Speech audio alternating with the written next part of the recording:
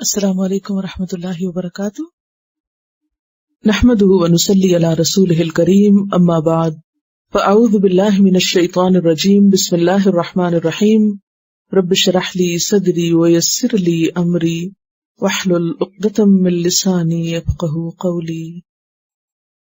سبق نمبر 218، آیت نمبر 1 سے 8 تک، لیسن نمبر 218، آیت نمبر 1 to 8۔ سورۃ الاحزاب مدنی سورت ہے، 5 ہجری میں نازل ہوئی، 73 آیات ہیں، 9 رکوع ہیں، 1280 کلمات ہیں اور 5790 حروف ہیں۔ اس سورت میں چونکہ غزوہ احزاب یا جسے غزوہ خندق بھی کہا جاتا ہے اس کا ذکر ہے، اس لیے اس کا نام سورۃ الاحزاب رکھا گیا۔ اس کے علاوہ بھی اس میں غزوہ بنو قریظہ کا ذکر ہے، مدنی سورت ہے، لہذا اس کا موضوع دوسری مدنی صورتوں کی طرح تشریعی احکامات ہیں۔ تشریعی کا مطلب یعنی شریعت کے احکامات، اور خاص طور پر نبی صلی اللہ علیہ وسلم کی ذات اور آپ کے گھرانے کے بارے میں کئی احکامات ہمیں ملتے ہیں اس میں۔ اس کے علاوہ بعض جاہلی عادات کا خاتمہ جو کیا گیا مدینہ کی ایک اصلاحی ریاست میں، مثلاً تبنی، زہار اور موالی کو وراثت میں حقوق دینے کے احکامات، اور اس کے علاوہ حجاب کا حکم، اس طرح کے موضوعات اس سورت میں ملتے ہیں۔ اور سورت نور کی طرح یہ سورت بھی اپنے گروپ کی آخری سورت ہے، یعنی پہلے مکی صورتیں اور اس کے آخر میں تکمیل کے طور پر ایک مدنی سورت، تو یہاں بھی کئی مکی صورتوں کے بعد آخری یہ سورت مدنی سورت ہے۔ اس کے بعد نئی مکی صورتوں کا گروپ شروع ہوگا اور اس کے اختتام پر پھر مدنی سورت ہوگی۔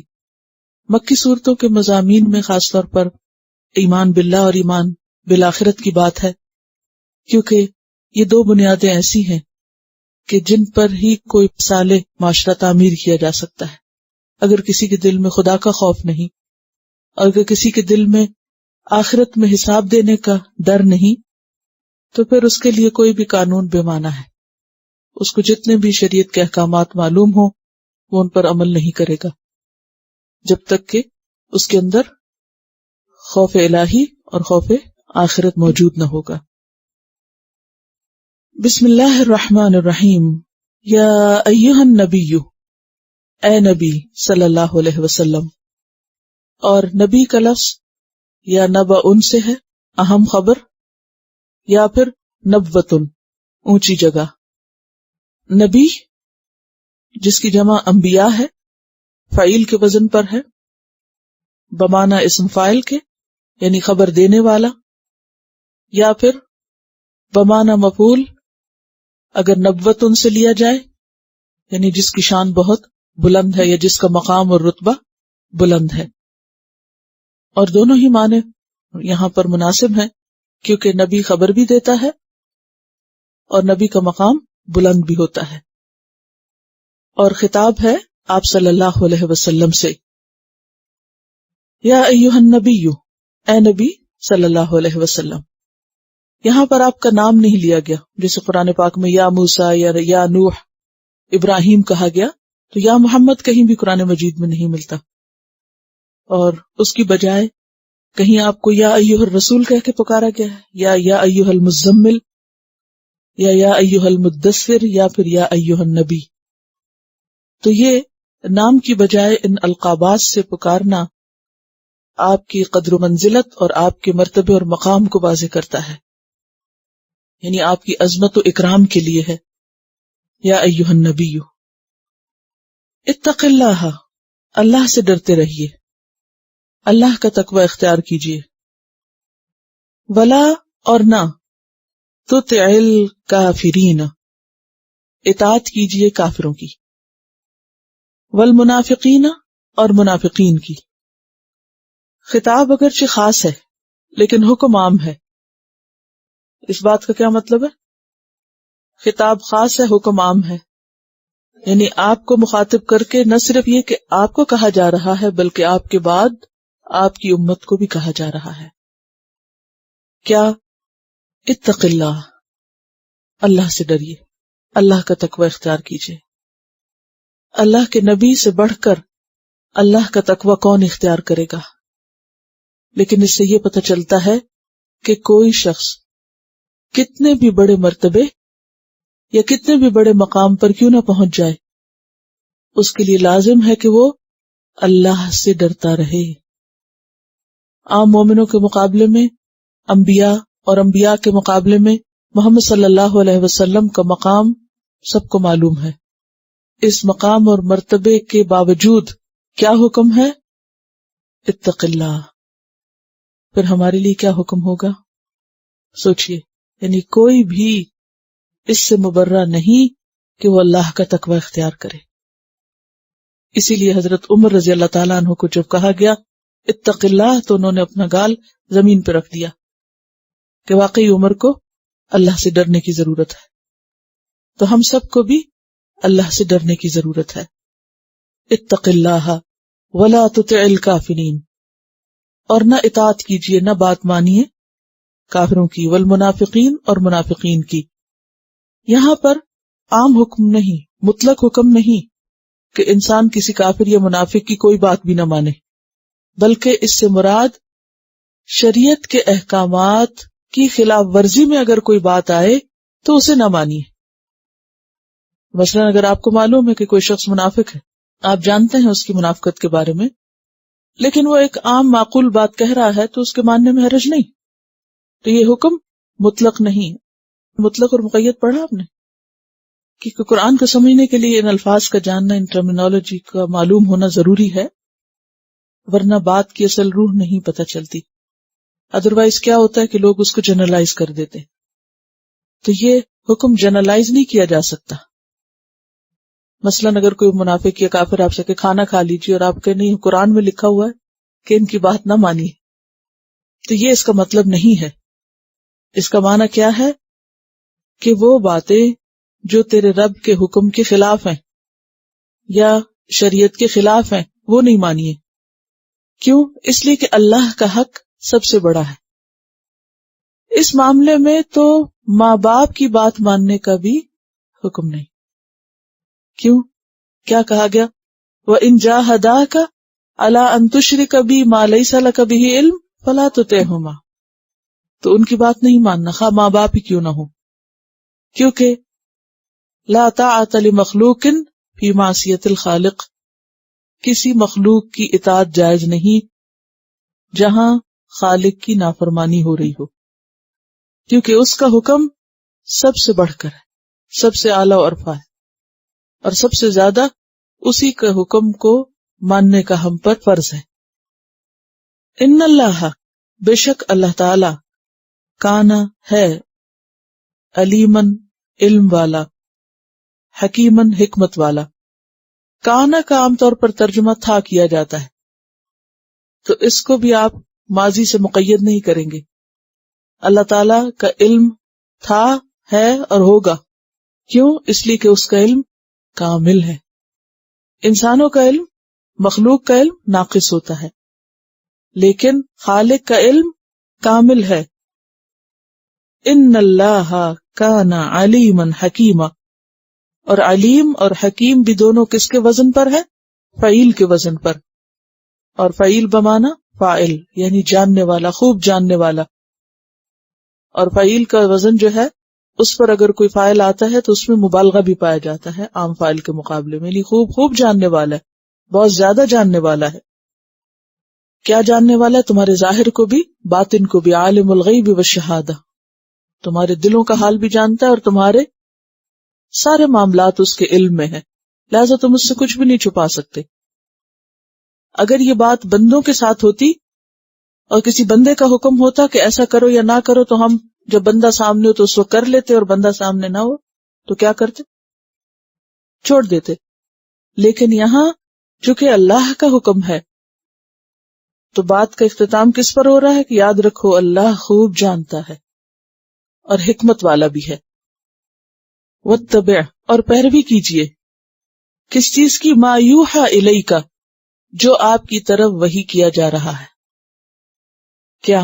قرآن، اور قرآن کے علاوہ سنت میں سے بھی جو اللہ کی طرف سے آپ کو رہنمائی مل رہی تھی۔ من ربک، تیرے رب کی طرف سے. اب آپ دیکھیے کہ پھر امر ہے، حکم ہے، واتبع، پیروی کیجیے، ما یوحی الیک من ربک، جو بھی آپ کو آپ کے رب کی طرف سے وحی کیا جا رہا ہے. اب آپ دیکھیے کہ اگر پیغمبر کو تابعداری اور پیروی کا حکم ہے کس چیز کی؟ احکام الہی کی، شریعت کی، تو پھر ہم سب کے لیے کیا حکم ہے؟ ہم سب کے لیے بھی یہی حکم ہے. اگر کوئی مستثنی ہو سکتا تھا اپنے کسی مرتبے اور مقام اور قرب الہی کی وجہ سے کسی حکم سے، تو وہ کوئی رسول ہو سکتا تھا.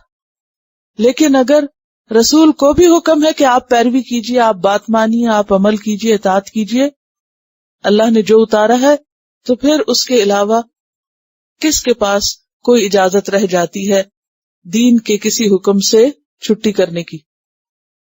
کیونکہ ہم مسلمانوں کے اندر ہی بعض لوگ ایسے پائے جاتے ہیں جو یہ سمجھتے ہیں کہ ہم اتنے پہنچے ہوئے ہیں، یا لوگوں کا بعض لوگوں کے بارے میں ایسا خیال ہوتا ہے کہ فلاں بزرگ اتنے پہنچے ہوئے ہیں کہ ان سے نمازیں معاف ہو چکی ہیں، یا یہ کہ ان پر شریعت کے احکامات جو ہیں وہ لاگو نہیں ہوتے.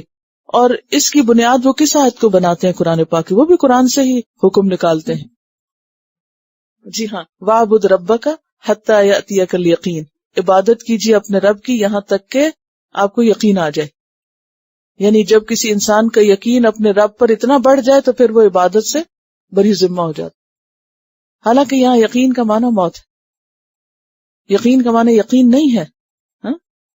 تو بعض اوقات عام لوگ چونکہ لغت کی گہرائیوں کو جانتے نہیں ہوتے، لہٰذا لوگوں کو موقع مل جاتا ہے من مانے مطالب نکالنے کا، اور ویسے بھی کسی ایک آیت کو سامنے رکھ کر شریعت کے حکم کو اپنی مرضی سے توڑ موڑ کر دینا، اسی کا نام تحریف ہے.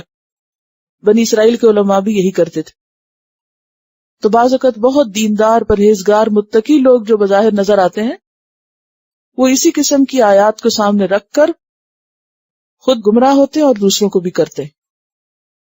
اگر اللہ کے رسول سے کہا جا رہا ہے وَاتَّبِعْ مَا يُوحَىٰ إِلَيْكَ، تو پھر کسی بزرگ اور کسی پہنچے ہوئے انسان کو کہاں سے اختیار مل گیا کہ وہ پھر اس شریعت کی پیروی نہ کرے؟ عام طور پر لوگ کہتے ہیں نا، ایک شریعت ہوتی ہے اور ایک طریقت ہوتی ہے. کچھ لوگ شریعت پہ چلتے ہیں اور کچھ اپنے ایک طریقت پہ چلتے ہیں. آپ میں سے شاید نہیں سنا کبھی کسی نے شریعت طریقت کی دو اصطلاحیں سنی ہیں، کہ کچھ لوگ شریعت پہ، یعنی ان کا کہنا یہ ہوتا ہے کہ وہ ظاہری احکام جو ہیں دین کے اس پر چلتے ہیں، ریچولز کو بہت فالو کرتے ہیں. اور کچھ لوگ جو ہوتے ہیں ان کی تو اللہ سے ملاقات بھی ہوتی ہے، اور ان کی تو سوچ اتنی اوپر ہوتی ہے کہ اس کی بنیاد پر قلبی طہارت ان کے لیے کافی ہوتی ہے. بعض لوگ وضو نہیں کرتے، وہ کہتے ہیں ہمارا دل پاک ہے، ہمارے لیے دل کی پاکی کافی ہے.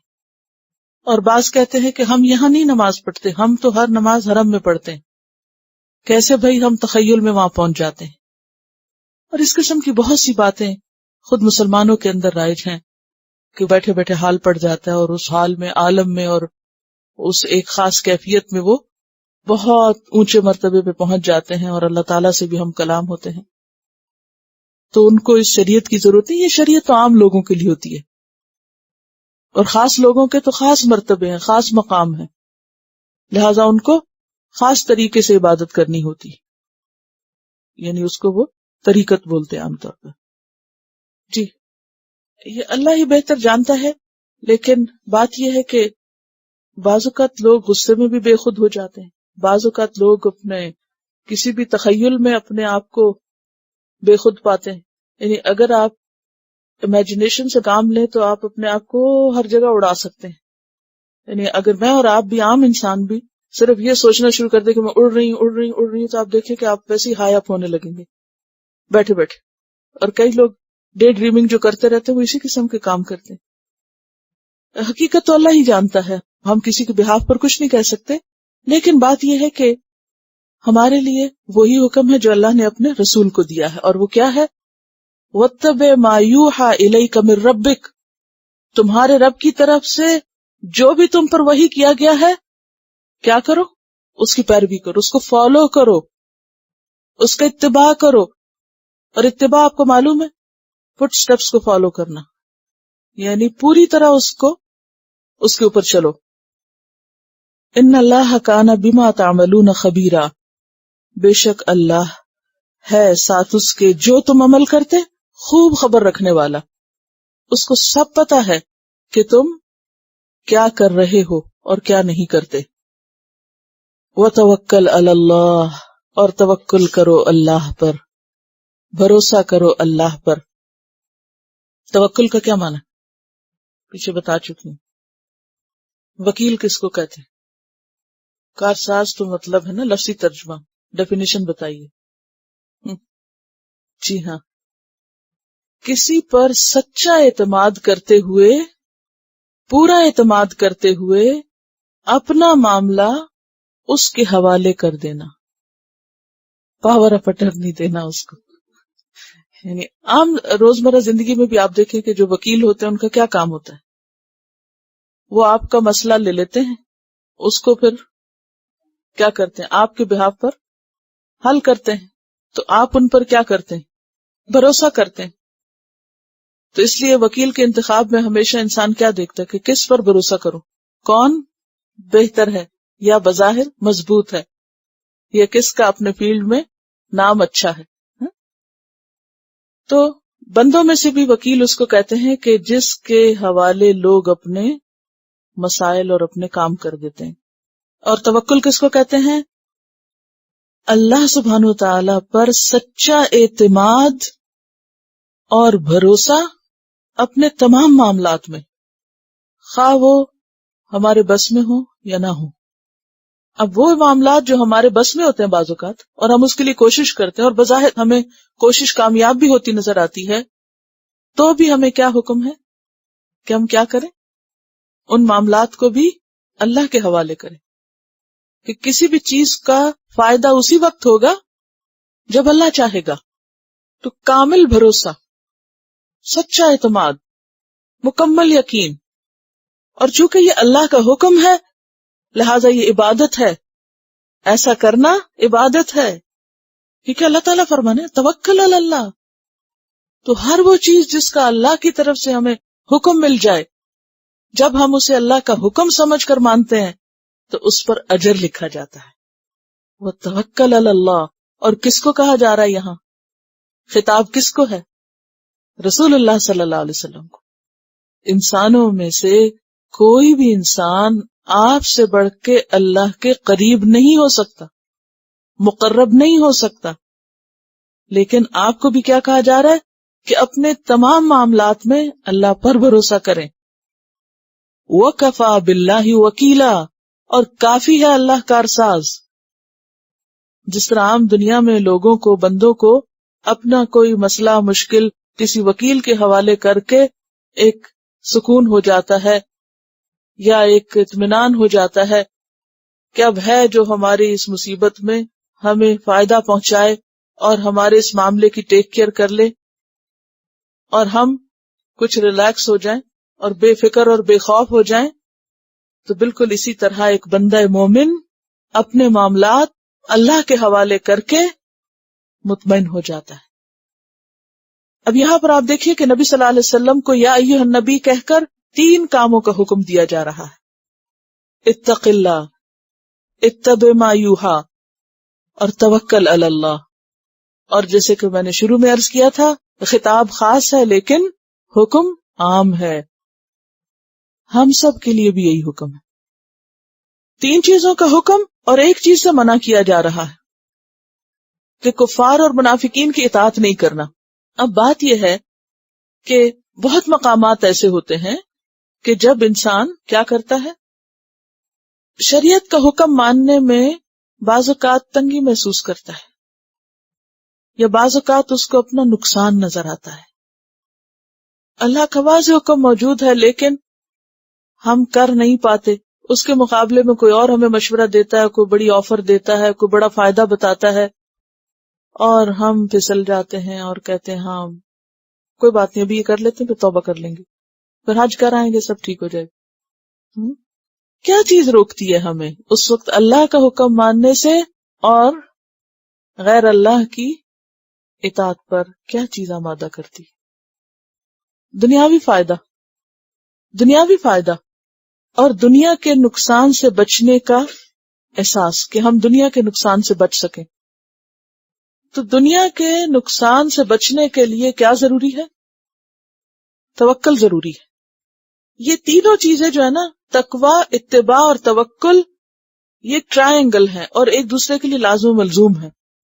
کوئی شخص تقوی کا دعویٰ کر ہی نہیں سکتا جب تک اس کی زندگی میں اتباع نہ ہو، اللہ کا حکم نہ مانے، اس کتاب کی پیروی نہ کرے. کوئی شخص کہتا رہے بے شک زبان سے میں اللہ سے بہت ڈرتا ہوں، میں بہت ڈرتا ہوں، لیکن اللہ کی کوئی بات مانتا نہیں، ویسے ہی ڈرتا رہتا ہوں. یہ ڈر کس قسم کا ہے؟ جو ڈرتا ہے وہ بات بھی مانتا ہے. اور پھر اس کام میں کامیاب ہونے کے لیے یعنی اطاعت اور تقوی کے لیے کیا ضروری ہے؟ توکل. کیونکہ جب تک توکل نہ آئے، اللہ پہ بھروسہ نہ ہو بندے کا، بندہ تقوی اختیار کر ہی نہیں سکتا. جس چیز سے روکا گیا اس سے بچ ہی نہیں سکتا. کیوں؟ اس لیے کہ انسان کو فوراً خوف لاحق ہو جاتا ہے. اچھا تو پھر اس چیز کا کیا بنے گا، تو پھر اس کا کیا بنے گا، پھر تو مجھے اپنا لائف سٹائل چینج کرنا پڑے گا، پھر تو مجھے یہ چیز چھوڑنی پڑے گی. اللہ تعالیٰ اس چیز کو حرام کہتا مجھے یہ چھوڑنا ہوگا، اللہ تعالیٰ یہ کرنے کو کہتا مجھے یہ کرنا پڑے گا، اور یہ کرنا تو بہت مشکل ہے، تو پھر میں تو اس دنیا میں جی نہیں سکتا. آخر مجھے دنیا میں رہنا ہے. کتنا رہنا ہے؟ رہتا ہی رہنا ہے. کب تک رہنا ہے؟ جی دن کا بھی کچھ حصہ ہے، لیکن ابھی بہت لمبا لگتا ہے نا. کبھی ہم اپنے جملوں پہ غور تو کریں. آخر ہمیں اس دنیا میں رہنا ہے، ایسا لگتا ہے جیسے ہمیشہ کے لیے رہنا ہے، اور جہاں ہمیشہ رہنا ہے اس کی فکر ہی کوئی نہیں. تو اللہ سے تقوی اور اطاعت اسی وقت ہو سکتی ہے جب توکل ہو. اسی لیے توکل کا ذکر آخر میں آیا. وَتَوَكَّلْ عَلَى اللَّهِ وَكَفَى بِاللَّهِ وَكِيلًا. اصل میں یہاں کچھ تمہید بھی باندھی جا رہی ہے ان احکامات کے لیے جو آئندہ اس صورت میں آنے والے ہیں، کیونکہ دور جاہلیت کی کچھ رسموں کا خاتمہ کیا جانے والا تھا، اور ان رسموں کا خاتمہ آسان نہ تھا. آج بھی آپ دیکھیں کہ بہت سے لوگ مسلمان کہلاتے ہیں، نماز بھی پڑھ لیں گے، تہجد بھی پڑھ لیں گے، صدقہ خیرات بھی کر لیں گے، لیکن رسم و رواج کے چنگل میں جس طرح پھنسے ہوئے ہیں، اور بعض رسم و رواج ایسے کہ جو صریحاً دین کی خلاف ورزی ہے، اس سے نہیں نکل سکتے. کیوں؟ ناک کٹ جائے گی، لوگ کیا کہیں گے، آخر انہی میں جینا ہے. تو پھر سب کچھ رہ جاتا ہے، دین اپنی پوری شکل میں نہیں سامنے آتا. کہتے کسی کی منگنی اس لیے ٹوٹی کہ مہندی کی رسم پر بحث ہو گئی دونوں پارٹیز کے درمیان. اور ایسی کئی ایک مثالیں، مہندی پہ جھگڑا ہوا اور نیکسٹ ڈے بارات ہی نہیں گئی. حالانکہ کیا اتنے پیارے پیارے رشتے ہوتے ہیں، ان رشتوں سے بڑھ کر ہے یہ خواہشات کہ جن کو ہم قربان نہیں کر سکتے. ایسی بہت ساری چیزیں جو محض لغویات میں آتی ہیں، اور بعض اوقات اسراف میں، یعنی ایسی رسموں کے ساتھ ایک نہیں کئی قباحتیں ہیں، بہت ساری خرابیاں ان کے ساتھ، کتنی شریعت کی حدود ٹوٹتی ہیں. لیکن ہم اپنے دل کا کیا کریں کہ اس کو کہیں قرار ہی نہیں جب تک ہم خوشی کے موقع پہ اللہ کو ناراض کرنے والے کئی ایک کام کر نہ چکے. تو ان ساری چیزوں کا علاج اس میں ہے. انہوں نے کسی سے پوچھا آپ کچھ سرٹن چیزیں کیوں کرتے ہیں، تو انہوں نے کہا کہ ہیبٹ. انہوں نے کہا کہ اپنی ہیبٹس ختم کر دیں. کہا نہیں، ہیبٹس جو ہیں وہ تو بندے کے ساتھ ہی ختم ہوتی ہیں. یہ خود ساختہ فلسفہ ہے. اگر یہی اصول مان لیا جائے تو پھر تو یہ سارے قرآن پڑھنے کا مقصد ہی کچھ نہیں. یہ تو اللہ کو پتا تھا جس نے جو اختیار کر لی ایک دفعہ ہیبٹ، وہ تو مر کے ہی چھوٹے گی اس سے، لہٰذا کوئی کام اصلاح کا کرو ہی نہ، کوئی نیا حکم دینے کی ضرورت ہی نہیں، کیونکہ یہ تو تبدیلی ہو ہی نہیں سکتی. لیکن ہم دیکھتے ہیں کہ ایسی پختہ رسمیں جو صدیوں سے اس معاشرے کے اندر جڑ پکڑے ہوئے تھی، وہ آپ نے آ کے توڑی، ختم کی، اور وہ ختم ہو گئی، اور وہ معاشرہ ان جنجالوں سے نکلا تو کوئی کام کر سکا. ہم کیوں نہیں کچھ کر سکتے؟ کیونکہ ہم اپنے خود ساختہ جنجالوں میں خود ہی پھنسے ہوئے ہیں. لہٰذا کسی اور کام کے کرنے کا نہ فرصت ہے، نہ سوچ ہے، نہ وقت ہے، نہ مال ہے پھر، کیونکہ وہ سب کچھ تو اسی میں ہی لگ رہا ہے.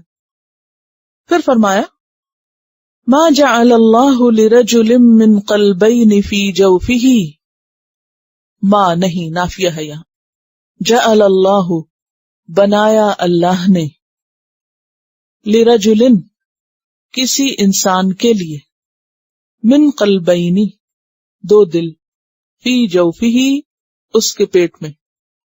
اللہ نے کسی انسان کے پیٹ میں یا سینے میں دو دل نہیں رکھے.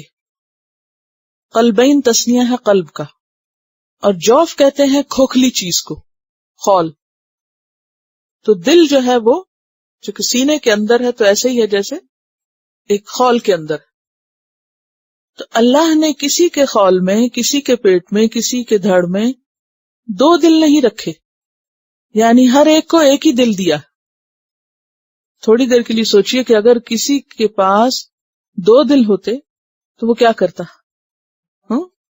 کس قدر انسان تضاد کا شکار ہوتا ہے. ایک دل کہتا کھانا کھاؤ اور دوسرا کہتا مت کھاؤ، تو بیچ میں پھنس جاتے، نہ ادھر کے نہ ادھر کے.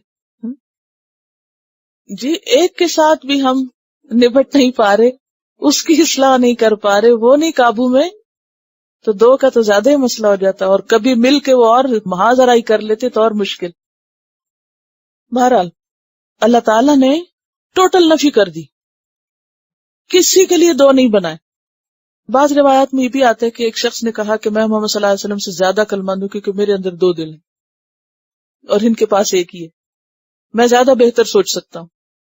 تو اللہ تعالیٰ نے تردید کی کہ ہے ہی نہیں کسی کے پاس دو، تاکہ قیامت تک کوئی یہ نہ کہے کہ میں محمد صلی اللہ علیہ وسلم سے زیادہ عقلمند ہوں، لہٰذا وہ جو شریعت لائے تھے وہ آؤٹ ڈیٹڈ ہے، اب میں زیادہ عقلمند ہوں اور زیادہ بڑی باتیں کر سکتا ہوں اور بتا رہا ہوں تم کو. یعنی کہ ایک چیز سے سنگل فنکشن ہوتا ہے نا، دو سے ڈبل ہو جاتا ہے. تو کیونکہ اسٹرانگسٹ پارٹ ہماری باڈی میں دل ہے، اب اللہ نے دو رکھے ہی نہیں. اگر دو ہوتے تو پھر انسان کیسے کیسے دعوے کرتے. کہا کہ یہ ہے ہی نہیں، لہذا کوئی بھی اپنے آپ کو بڑی چیز نہ سمجھے. اور پھر آپ دیکھیں جیسے دو کڈنیز ہیں نا، اگر ایک ختم ہو جائے تو انسان دوسرے پہ سروائیو کرتا ہے، اگر دو ہوتے اور ایک مر جاتا تو پھر دوسرے پہ چلا جاتا انسان. لیکن اللہ نے بس ایک ہی رکھا تو وہ ختم ہو تو انسان بھی ختم ساتھ. یہ تو فزیکل دل کا حال ہے کہ سینے میں ہے ہی نہیں دو. اسی طرح انسان کے اندر دو متضاد چیزیں بیک وقت رہنا فطرت کے خلاف. مثلا یہ نہیں ہو سکتا کہ کسی کے دل میں ایمان اور کفر ساتھ ساتھ رہیں. اگر یہ دونوں ساتھ رہیں تو اس کا نام کیا ہے؟ منافقت. اور وہ کیا ہے؟ فی قلوبہم مرض، بیماری ہے. ڈبل مائنڈڈ ہونا، کنفیوزڈ پرسنالٹی ہونا، متضاد شخصیت ہونا، کنٹرڈکشن اندر ہونا، اور پھر اس کنٹرڈکشن کا زبان پر آنا اور عمل میں آنا، یہ ساری چیزیں انسان کے لیے وبال جان ہے. کہنے کا مطلب یہاں یہ ہے کہ اللہ نے انسان کو ایک دل کے ساتھ پیدا کیا ہے اور یہی انسان کے لیے بہترین ہے.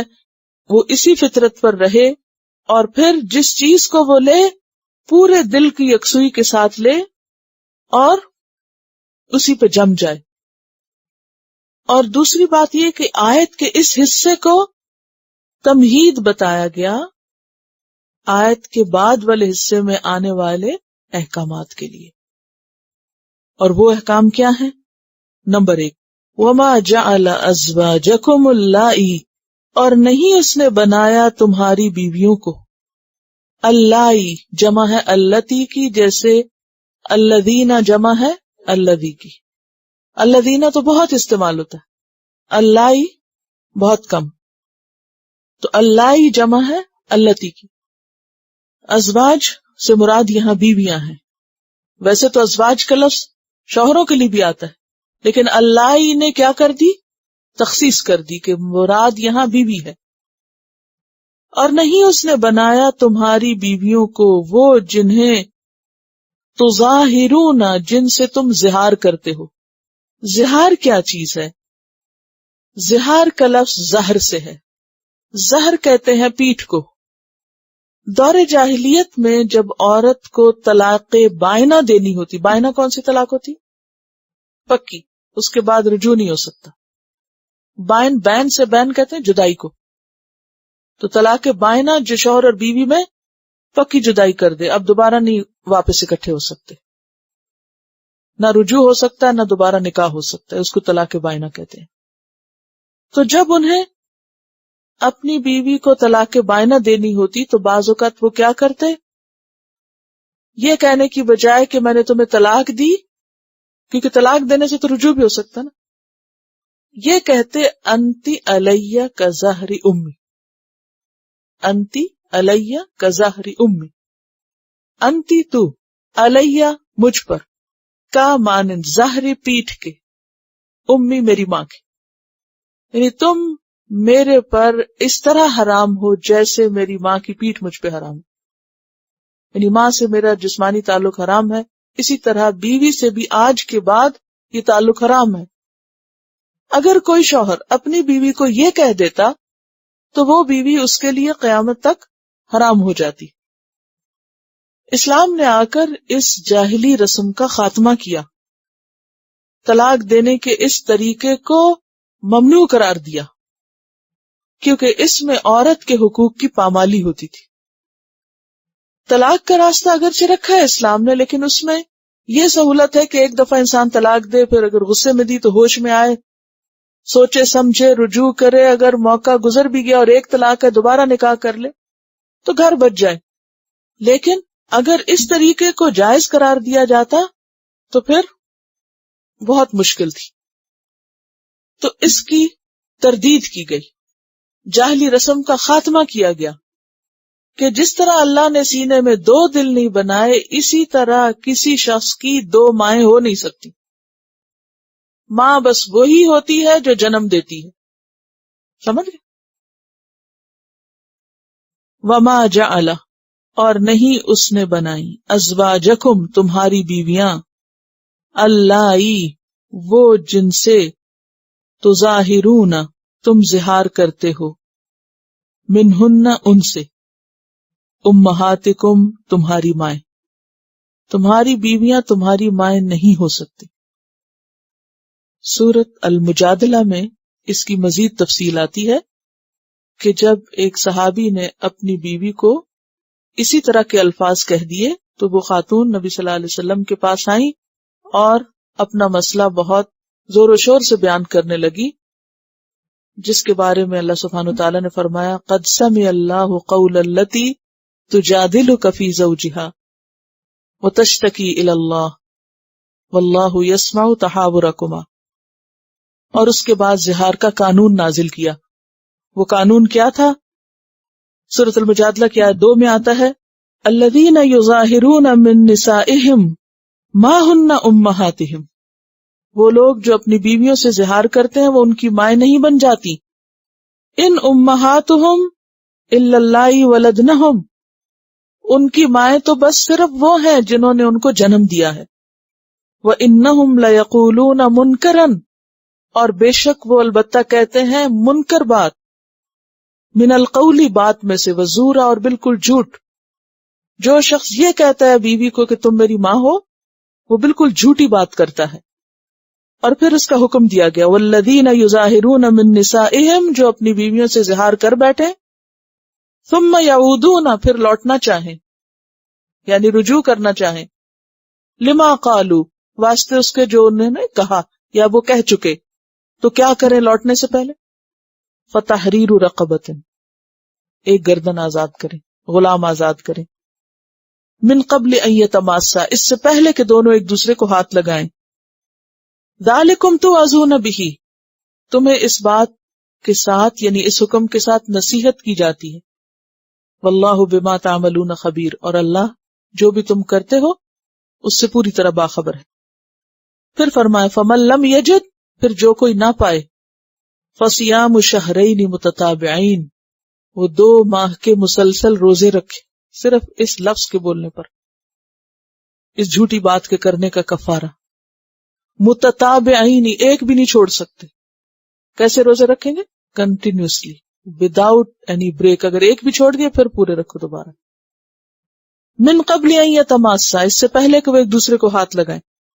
فمن لم یستطع، پھر جو استطاعت نہ رکھتا ہو، بیمار ہے یا ایسی حالت میں ہے، فَإِطْعَامُ 60 مسکینا، تو 60 مسکینوں کو کھانا کھلائے. ذالک، یہ حکم اس لیے ہے لِتُؤْمِنُوا بِاللَّهِ وَرَسُولِهِ، کہ تم اللہ اور اس کے رسول پر ایمان لاؤ. یعنی اس حکم پر عمل کرنا کیا ہے؟ ایمان کا حصہ ہے.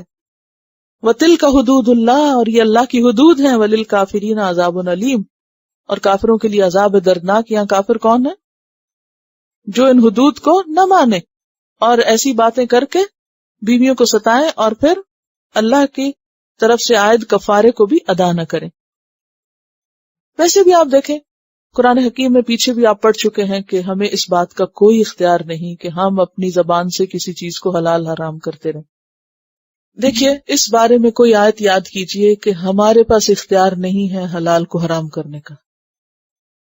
کئی ایک آیتیں مثلا وَلَا تَقُولُوا لِمَا تَصِفُ أَلْسِنَتُكُمُ الْكَذِبَ هَذَا حَلَالٌ وَهَذَا حَرَامٌ، کسی چیز کے بارے میں جو تمہاری زبانیں بولتی رہتی یہ مت کہو کہ یہ حلال ہے اور یہ حرام. خود اپنے پاس سے حلال حرام کے فتوے مت دو. لِتَفْتَرُوا عَلَى اللَّهِ الْكَذِبَ، اگر کسی نے اللہ کے حلال کو حرام کہا تو اس نے گویا کیا کیا؟ اللہ پہ جھوٹ باندھا کہ تم جھوٹ باندھو اللہ پر. ان الذین یفترون علی اللہ الکذب لا یفلحون، جو لوگ اللہ پہ جھوٹ باندھتے ہیں کبھی کامیاب نہیں ہو سکتی. یہ سورۃ النحل کی آیت 116 ہے.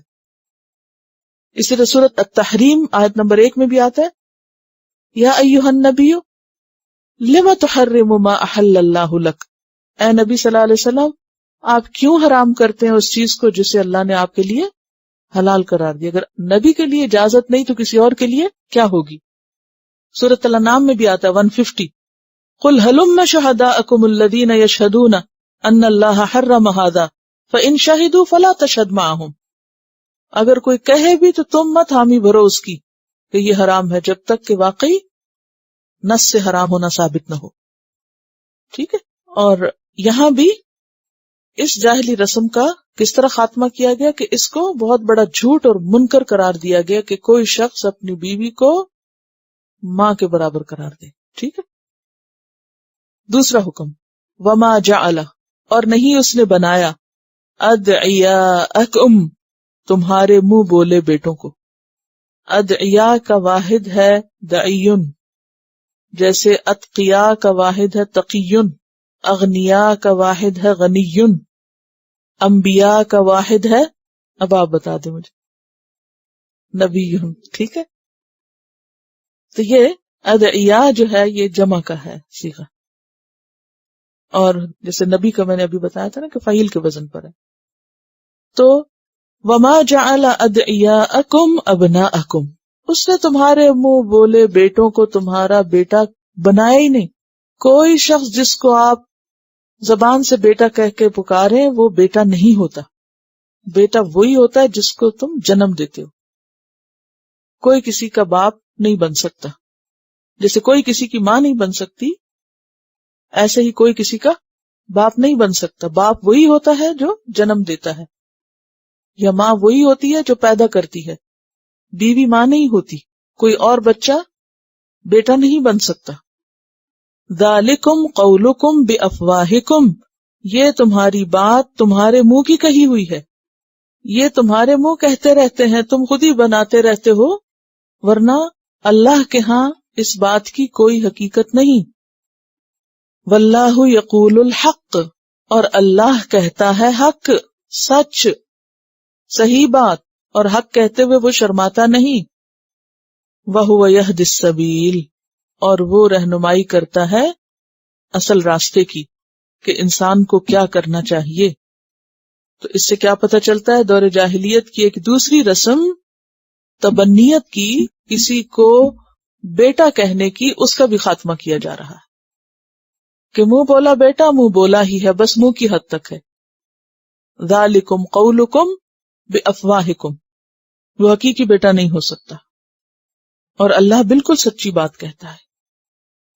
وَهُوَ يَهْدِي السَّبِيلَ، اور وہ بالکل صحیح رستہ بتاتا ہے. اسلام سے پہلے عربوں کے ہاں یہ رسم بہت عام تھی.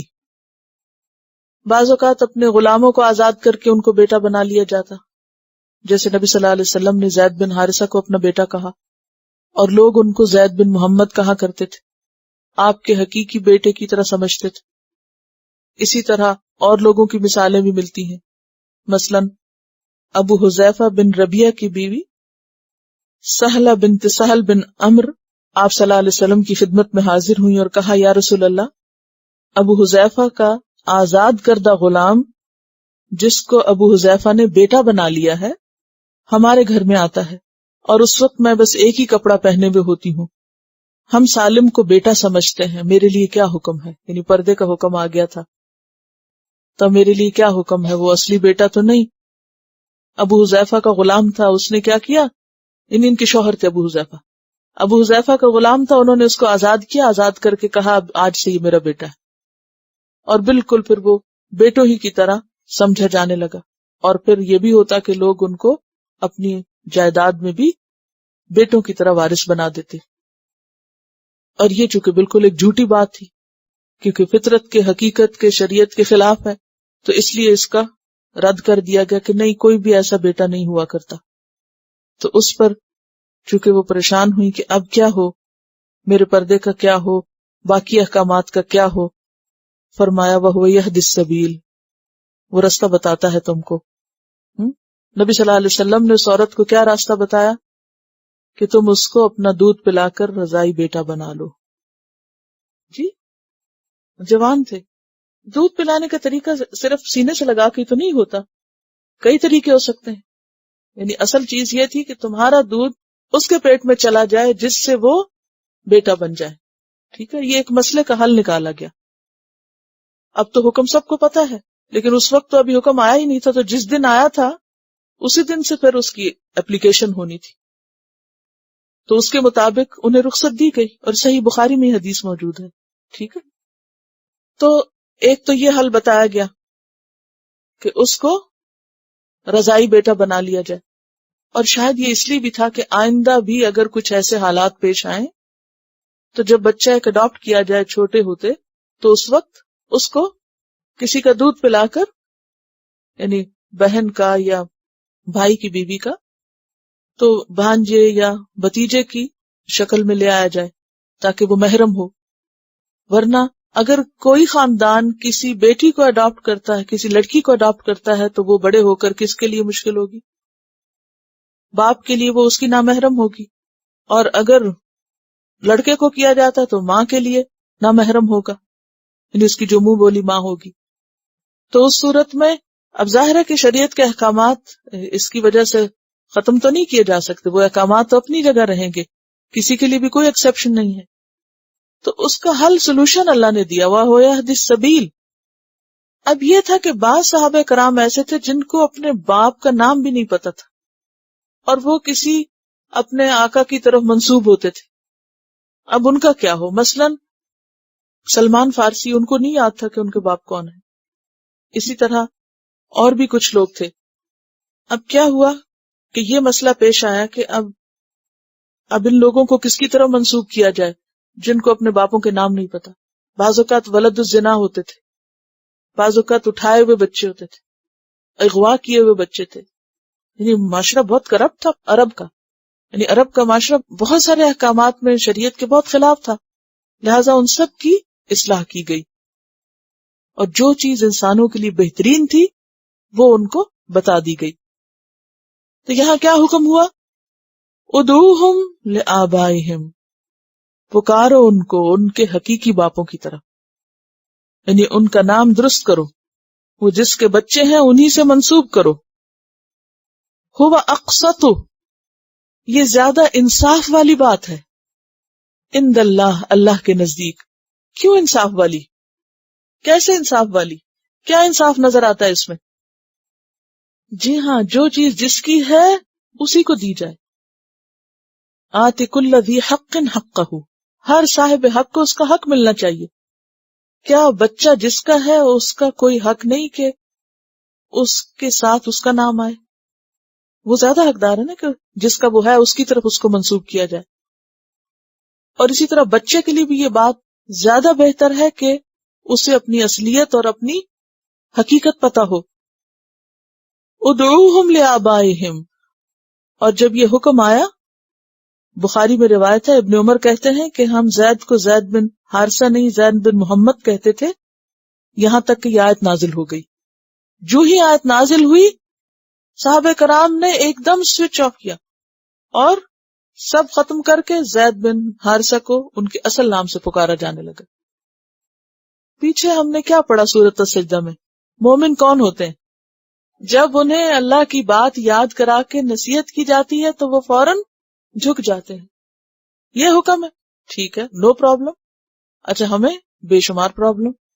اس وقت بھی ذہنوں میں کئی باتیں اٹھ رہی ہوں گی، نہیں تو پھر اس کا کیا ہو تو اس کا کیا، وہ سب مسئلے بعد میں حل ہوں گے۔ پہلے مانے تو صحیح کہ اللہ کا حکم ہے اور یہ درست ہے اور یہ انصاف والا ہے اور اسی میں انسانوں کا فائدہ ہے۔ ہوا اقسط عند اللہ۔ اب اگلا مسئلہ یہ تھا کہ کچھ کے باپ پتہ ہی نہیں، صہیب رومی کو اپنے باپ کا صحیح نام نہیں معلوم تھا، اسی طرح کچھ اور لوگ تھے کہ جو پکڑے ہوئے غلام بنا کے لائے گئے تھے، تو فرمایا فَإِن لَّمْ تَعْلَمُوا آبَاءَهُمْ، پھر اگر تم جانتے ہی نہیں ان کے باپوں کو، فَإِخْوَانُكُمْ فِي الدِّينِ، تو بھائی ہیں تمہارے دین میں، دینی بھائی ہیں، حقیقی نہیں۔ وَمَوَالِيكُمْ، اور تمہارے دوست ہیں، قریبی ہیں، تم انہیں دوست کہہ سکتے ہو، دینی بھائی کہہ سکتے ہو۔ شروع میں یاد ہے آپ کو میں نے پیغمبروں کے لیے جب اخاہم کی بات آئی تھی تو میں نے اخوت کی تقسیم بتائی تھی آپ کو، ایک ہوتی ہے اخوت فی النسب اور دوسرے اخوت فی الدین، مواخات جس کو کہتے ہیں۔ تو ہر نبی اپنی قوم کا یا تو نسبی بھائی ہوتا ہے یا پھر دینی ہو سکتا ہے، جو اہل ایمان ہوتے ہیں ان کے لیے وہ دینی ہوتا ہے۔ تو یہاں پر فرمایا فَإِن لَّمْ تَعْلَمُوا آبَاءَهُمْ، اگر تمہیں ان کے باپ کا پتہ نہیں ہے تو کیا کرو؟ فَإِخْوَانُكُمْ فِي الدِّينِ، تو وہ تمہارے دینی بھائی ہیں، وَمَوَالِيكُمْ، اور تمہارے دوست ہیں۔ حضرت سلمان فارسی کہتے ہیں کہ مجھے 10 سے زیادہ مرتبہ بیچا اور خریدا گیا، یہ بخاری کی روایت ہے۔ کہتے مجھے کچھ پتہ نہیں کہ میرے اصل باپ کا نام کیا ہے۔ تو ایسے میں وہ اللہ کے رسول صلی اللہ علیہ وسلم کے قریب ترین تھے، لیکن انہیں آپ کا بیٹا نہیں کہا گیا۔ اس سے آپ اندازہ لگائیں کہ اسلام میں سچائی کی کس قدر اہمیت ہے، کہ ہر بات اپنی اصل پر جا کے لوٹے، ہر چیز ویسی نظر آئے جیسی وہ ہے، منافقت گوارا نہیں۔ ادعوہم لآبائہم ہوا اقسط عند اللہ فإن لم تعلموا آباءہم فإخوانکم فی الدین۔ اب ایسے کسی بچے کا نام رکھنا ہو تو باپ کا نام کیا کر سکے؟ عبداللہ، اللہ کا بندہ۔ ظاہر ہے جو بھی کوئی تھا وہ اللہ کا بندہ، یعنی کوئی فرضی نام رکھ سکتے ہیں۔ اور یہ اس لیے بھی ضروری ہے، آپ دیکھیں کہ جب کوئی بچہ بیمار ہوتا ہے یا کچھ بھی، یعنی دنیاوی لحاظ سے بھی آپ دیکھیں تو ہمیشہ ڈاکٹرز کیا چاہتے ہیں علاج کے وقت؟ فیملی ہسٹری جاننا چاہتے ہیں۔ فیملی میں ڈائبٹیز تو نہیں، ہارٹ پیشنٹ تو نہیں تھا کوئی، کیوں؟ ٹریٹمنٹ شروع کرنے سے پہلے یہ ساری چیزیں جانی جاتی۔ اب اگر کوئی بچہ اصلی ہے ہی نہیں کسی کا اور اس کے پیرنٹس کی بے وجہ میں ہسٹری اس کے ساتھ لگ رہی ہے تو اس کا علاج غلط رخ اختیار کر سکتا ہے۔ تو یہ بے حد ضروری ہے کہ چیزیں ان کے اصل پر ہوں۔ زیادہ بہتر بات ہے یہ کہ ہم دیکھتے ہیں صحابیات میں سے کسی نے بھی اپنا کوئی نام تبدیل نہیں کیا۔ عرب معاشرے میں باپ ہی کی طرف سب منسوب ہوتے تھے، اور شادی کے بعد میں بھی ظاہر ہے کہ ولدیت تو نہیں کسی کی بدل سکتی۔ اصل میں ماں باپ کا جو حق ہے یا ماں باپ کی جو شناخت ہے وہ کئی اعتبار سے انسان کے لیے زیادہ فائدہ مند ہے بنسبت کسی اور شناخت کے۔ مثلاً اگر ایک لڑکی کی شادی ہوتی، خدا نخواستہ شوہر فوت ہو جاتا ہے، اب وہ ایک دفعہ اس کے نام سے پہچانی جاتی، دوسری شادی کرتی، پھر ایک اور اس کی آئیڈینٹی بن جائے گی، خدا نخواستہ ڈائیورس ہو جاتی، نہیں کچھ بھی نہیں کہا جا سکتا۔ تو ایک شخص کتنی دفعہ اپنی آئی ڈی بدلے گا؟ دیکھیے ہر چیز اپنی اصل پر ہی لوٹے تو درست ہوتا ہے۔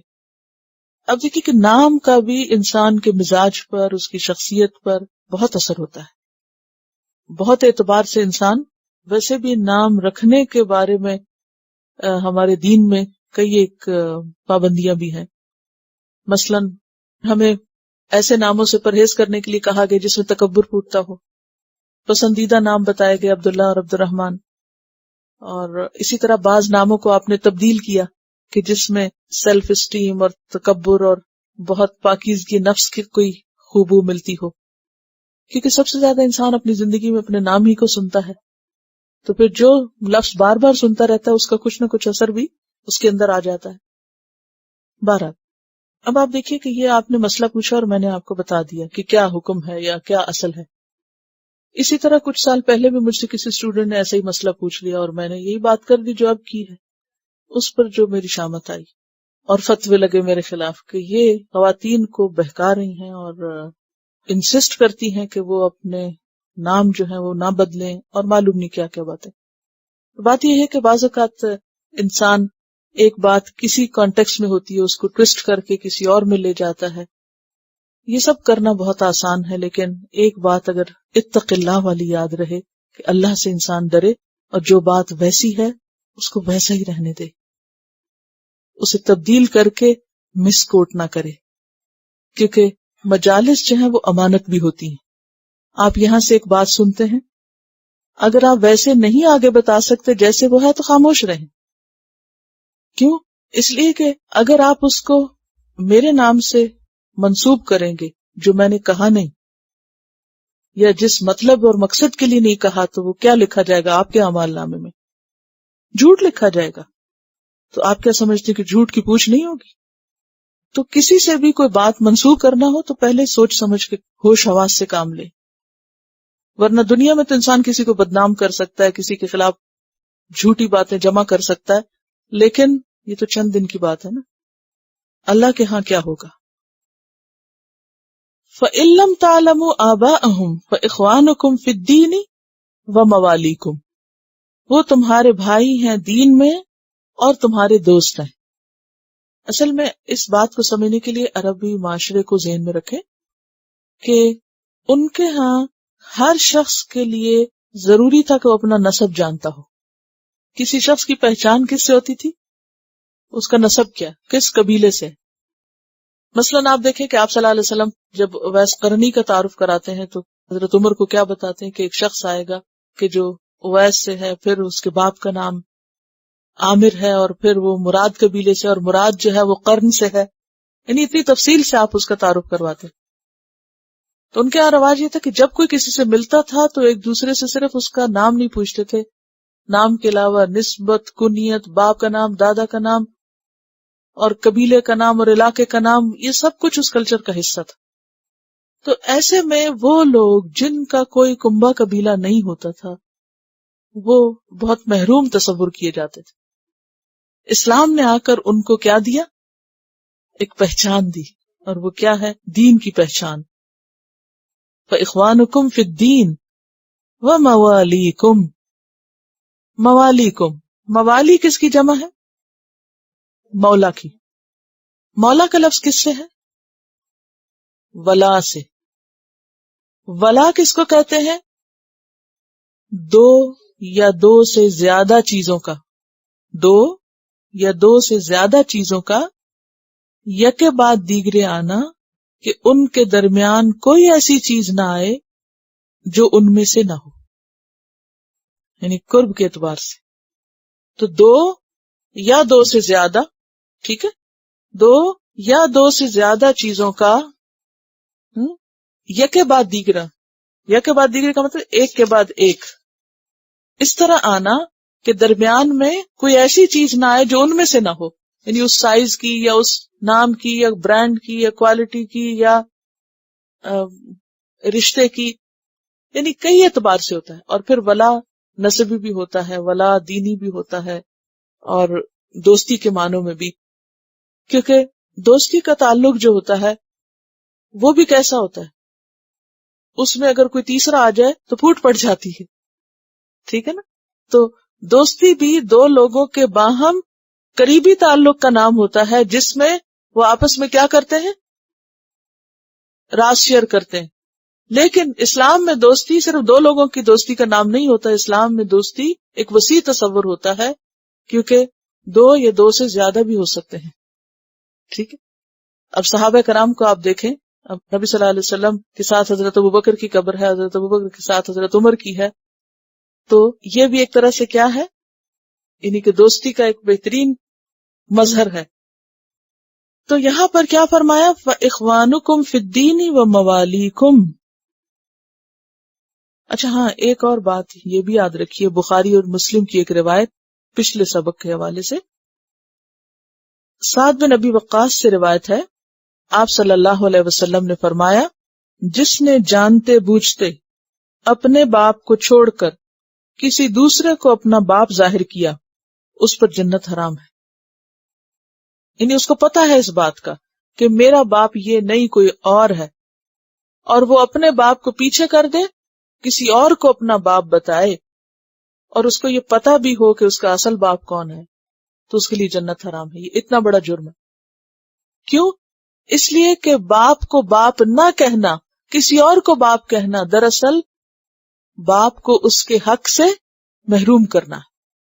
ٹھیک ہے، کیونکہ ہوا اقسط عند اللہ، انصاف کے خلاف ہے.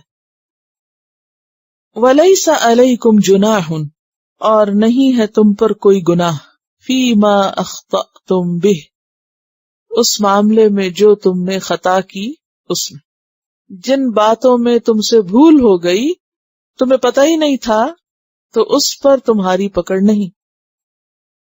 ولیکن، لیکن پکڑ کس پر ہے؟ ما جو تعمدت قلوبکم، جان بوجھ کے کیا تمہارے دلوں نے، عمدن کیا. عمد کا روٹ کیا ہے؟ عین میم دال. عماد کس کو کہتے ہیں؟ ستون کو. اور عمود اصل میں خیمے کی اس لکڑی کو کہتے ہیں جس پر وہ جو سینٹرل ہوتا ہے نا پول، جس پر سارے خیمے کا انحصار ہوتا ہے، یعنی ساری رسیاں اس سے ایک طرح سے بندھی ہوئی ہوتی ہیں. مین پلر ہوتا ہے. تو پلر کس لیے ہوتا ہے؟ سہارا لینے کے لیے. اسی سے اعتماد ہے، مجھے تم پر اعتماد ہے، ٹرسٹ کے معنی. اس پہ بھی انسان دوسرے کے اوپر اعتماد کر کے اس کو کوئی بات بتا کے ایک طرح سے کیا کرتا ہے؟ اس کا سہارا لے رہا ہوتا ہے، اس کی مدد لے رہا ہوتا ہے. وَلَٰكِن مَّا تَعَمَّدَتْ قُلُوبُكُمْ، تو لفظی معنی ہوتا ہے ٹیک لگانا. لیکن جو ٹیک لگائی تمہارے دلوں نے، یعنی جس چیز کا ارادہ کیا تمہارے دلوں نے، جان بوجھ کے کیا. وَكَانَ اللَّهُ غَفُورًا رَحِيمًا، اور ہے اللہ غفور الرحیم. سورۃ البقرہ میں بھی آپ پڑھ چکے ہیں نا، آیت 286 میں، ربنا لا تؤاخذنا ان نسینا او اخطأنا، اللہ تو ہمیں نہ پکڑنا اگر ہم بھول جائیں یا ہم خطا کر جائیں. تو خطا بھول چوکی ہوتی ہے. خطیہ وہ غلطی ہوتی ہے کہ جو انسان جان بوجھ کے کرے اور اصرار سے کرے، ریپیٹ کرے.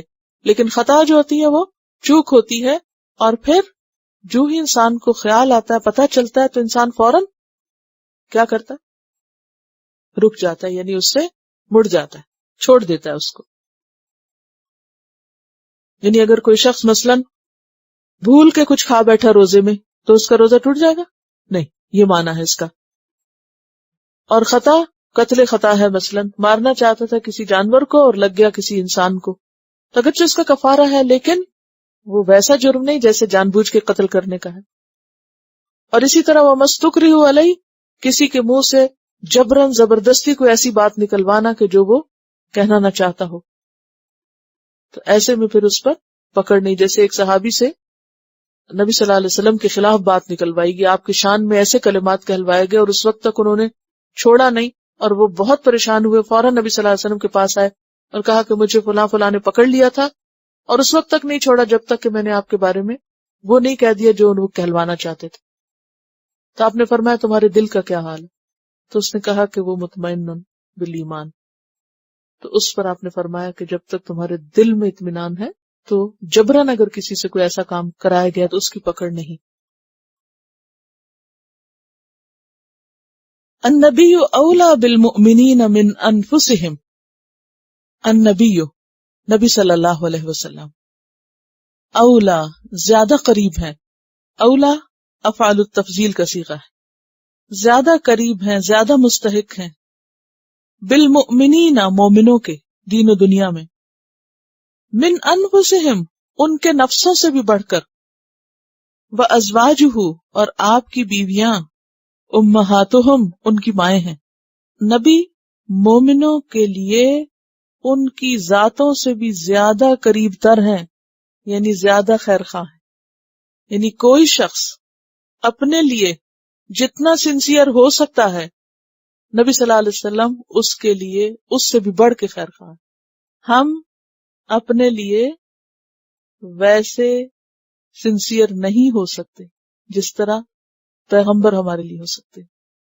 یا مومن آپس میں ایک دوسرے کے ساتھ جتنے خیرخواہ ہو سکتے ہیں یا قریب ہو سکتے ہیں ان سب سے بڑھ کر نبی صلی اللہ علیہ وسلم مومنوں سے قریب تر ہیں، حتیٰ کہ ماں باپ سے بھی بڑھ کر.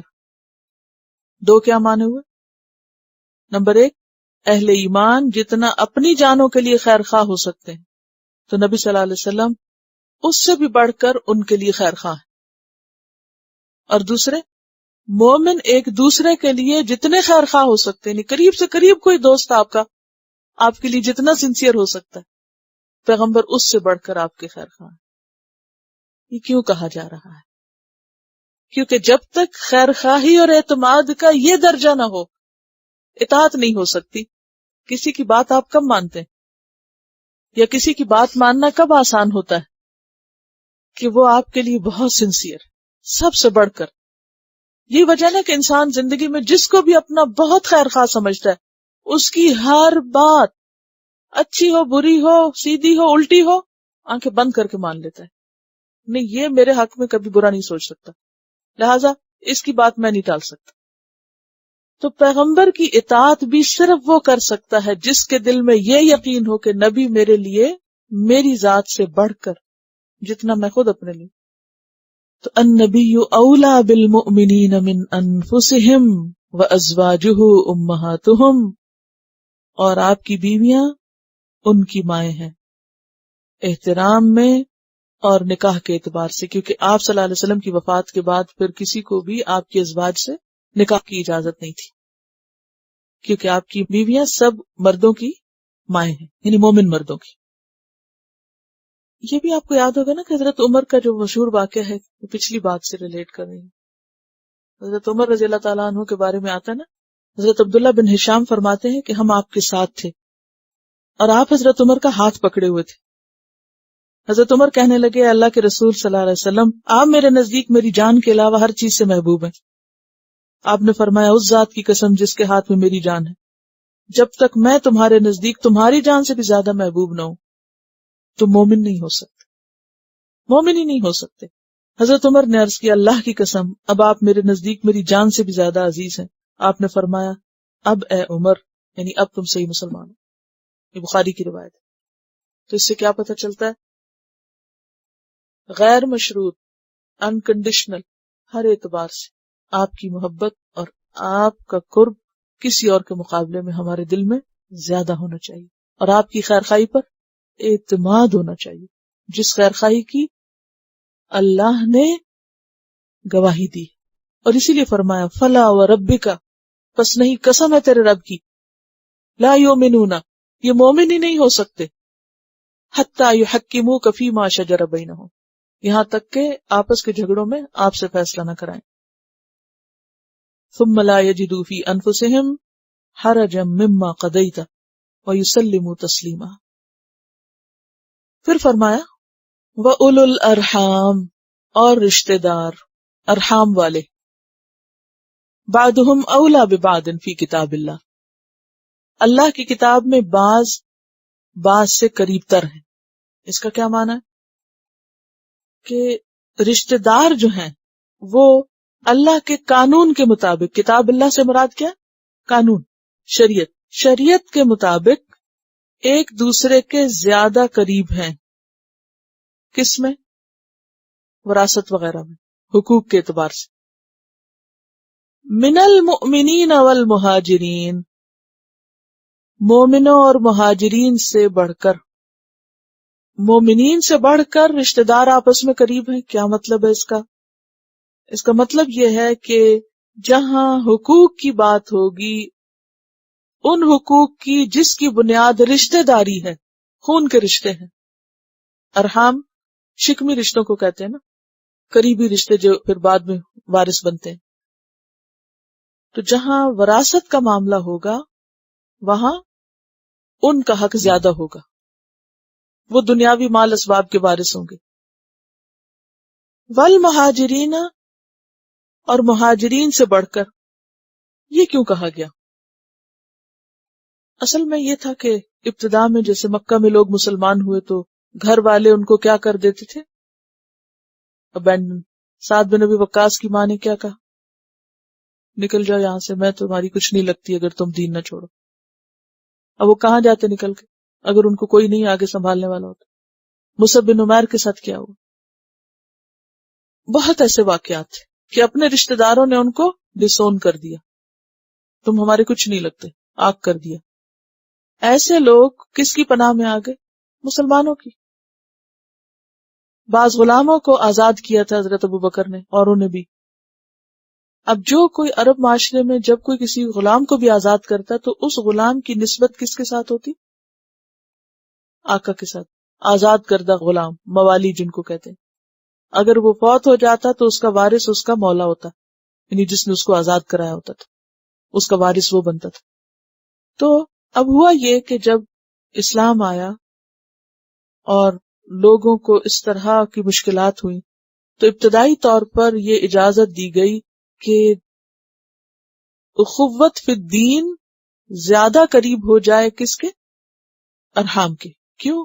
اس لیے کہ کوئی مومن کافر کا اور کافر مومن کا وارث نہیں ہو سکتا.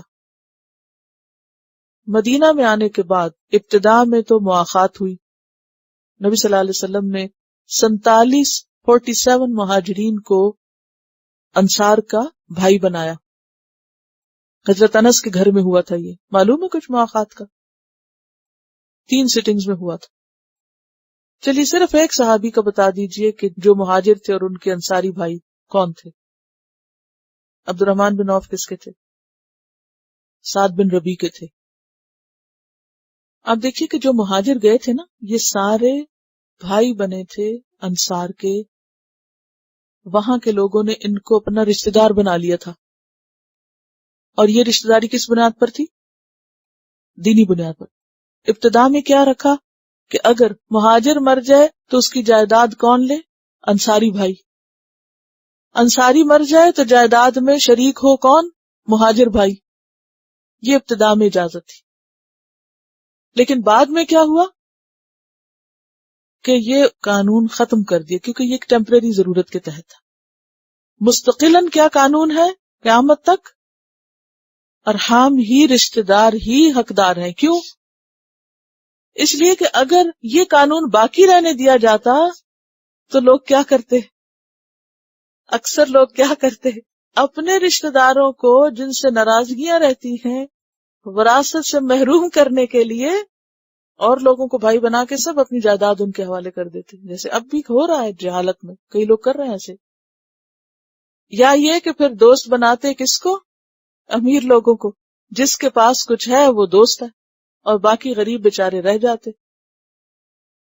اور دوستی کی اور رشتہ داری کی بنیاد ہی الٹ جاتی. تو اسلام کیا چاہتا ہے کہ ہر چیز کس پہ لوٹے؟ اصل پہ. اس صورت میں جو ایک خاص بات آپ کو ملے گی وہ چیزوں کو ان کی اصل پہ لوٹانے کی، رشتوں کو ان کی اصل پہ، یعنی سچائی پر بیسڈ دین ہے یہ. کہ ٹھیک ہے ایک جذباتی اور وقتی ضرورت، ایک قربانی کا جذبہ، یہ ساری چیزیں ایسے فیکٹرز تھے کہ جن کی بنیاد پر لوگوں میں خون کے رشتوں سے بڑھ کر ایک دوسرے سے مضبوط تعلق قائم ہوئے. کیونکہ وہ رشتہ جو دین پر ہوتا ہے نا، قیامت کے دن سب دشمن بن جائیں گے سوائے اس کے جو تقوی کی بنیاد پر دوستی کرے کسی سے. ٹھیک ہے نا، وہ آخرت کے اعتبار سے تو ٹھیک ہے، لیکن دنیا میں کیا حکم دے دیا گیا؟ وَأُولُو الْأَرْحَامِ، اور خون کے رشتے بعضهم اولیٰ ببعض، زیادہ قریب ہیں بعض کے، فی کتاب اللہ، اللہ کے قانون میں، من المومنین والمہاجرین، مومنوں اور مہاجروں کی نسبت، ان سے تمہارا ایمان کا رشتہ ہے.